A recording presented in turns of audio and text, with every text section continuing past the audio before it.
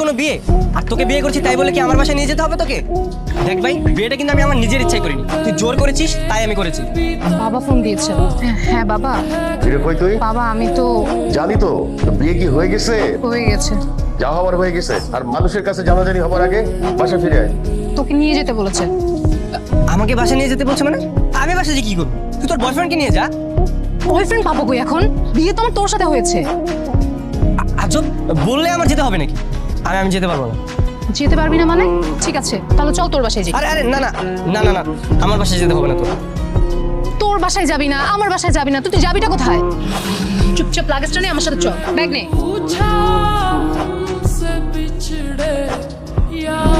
আসসালামু আলাইকুম আঙ্কেল।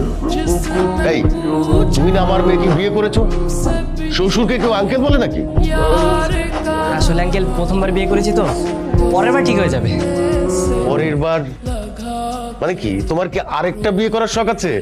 এই তোর জামাই কি বলে রে? না বাবা, ও মজা করছে। ও আসলে একটু মজা করে কথা বলতে পছন্দ করে তো তাই। একবার শুধু বাসা থেকে বেরোতে দে, আর জীবনও তোর সামনে আসবো। সামনে আসবি না মানে? ডিভোর্স না দিয়ে বাবার সঙ্গে কিছু না বলে চলে যাবি? তখন আমার কি হবে? তোর যা হয় হোক, তাতে আমার কি? হ্যাঁ, আর আমি তোর সঙ্গে এক বিছানায় কখনো থাকতে পারবো না। তোর কি মনে হয় আমি নিজে তোকে আমার খাটে ঘুমাতে দেবো? মানে আমরা দুজন এক খাটে ঘুমাবো, আমি থাকবো বিছানায়, তুই থাকবি মাটিতে। অসম্ভব, আমি মাটিতে থাকতে পারবো না। আমি কেন মাটিতে থাকবো? তুই থাকবি মাটিতে।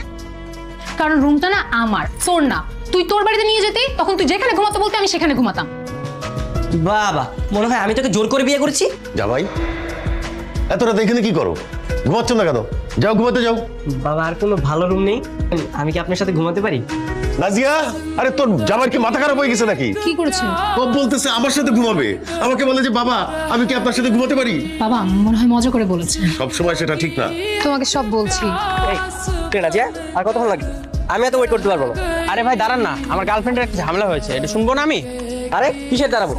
আমাদের জন্য আমার শ্বশুরমশাই অপেক্ষা করছে। আপনার শ্বশুর আব্বাকে? কেন, নাজিয়ার বাবা? গতকাল থেকে তো আমি নাজিয়ার স্বামী। নাজিয়া কি বলে? হ্যাঁ আমি তোমাকে গতকাল বলেছিলাম না ঝামেলার কথা, এটাই হচ্ছে সেই ঝামেলা। তাই বলে তুমি আরেকজনকে বিয়ে করবে কেন? এই মিয়া, আপনার এত বড় সাহস, আপনি আমার বউকে ধমক দিচ্ছেন? কি বলে? আমি নাকি তোমাকে ঝাড়ি দিতে পারবো না? ঠিকই তো বলেছে, তুমি অন্যের বউকে ধমক দিবা, সে কি এটা মেনে নিবে নাকি? তাই বলে তুমি তুমি আরেকজনকে বিয়ে করবে কেন? আরেকজনকে বিয়ে করবে না মানে? আপনি কালকে আসার কথা বলে আর আসলেন না কেন? আপনার জন্য সব ঝামেলা আমার পোহাতে হবে।